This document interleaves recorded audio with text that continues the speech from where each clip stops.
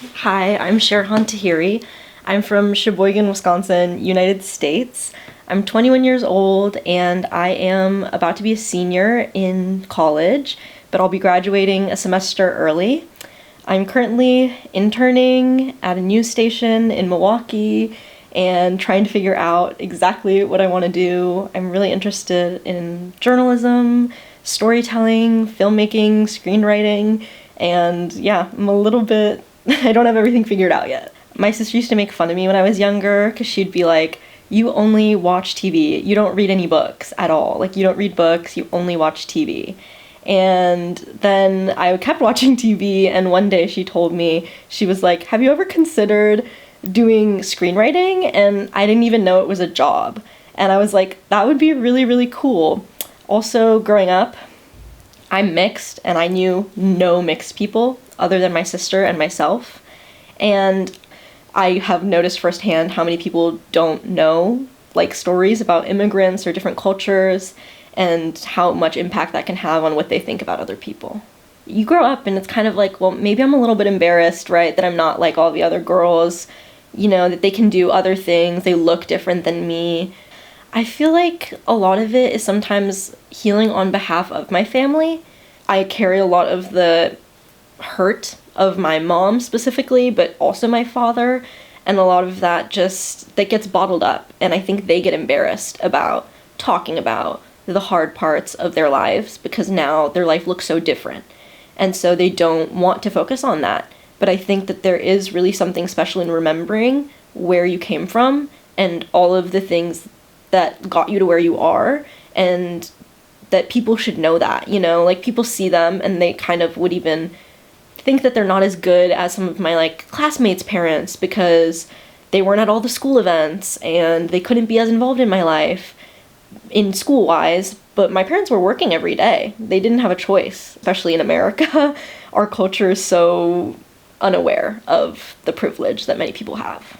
My mom came from a long line of women who were single mothers in Mexico, and she came to the US and lived with her sister, just them two, and they experienced a lot, and she was working 3 jobs, McDonald's, factory, a bunch of different things. My dad grew up under the Soviet Union. He was a refugee to the US and moved to New York, and he hates any mention of socialism or communism because of the things that he lived through. And it's hard when you have somebody who's lived through that, and I haven't. And I understand that they're not always the safest government or economic systems, but there's definitely something very disgusting about capitalism as well, and I don't think that that's substantial and, you know, sustainable for life and for happiness. The American dream is like this constant cycle of just still trying to catch up and feeling like there's something more to attain. Like, there's no limit to, like, what success is, especially when it's monetary. It's always like, well, we could be doing better, we could have more money, we could have more savings, and all of these things. And especially when you don't grow up with money, like my parents didn't, financial literacy is very difficult. I've visited my mom's village and seen my dad's village, and it makes you really realize how grateful you are. And even when I'm in class, it's like, I can't believe I'm in class right now, and, like, my parents are back at home working, and my dad's, like, in his 70s, you know, he's still working every day.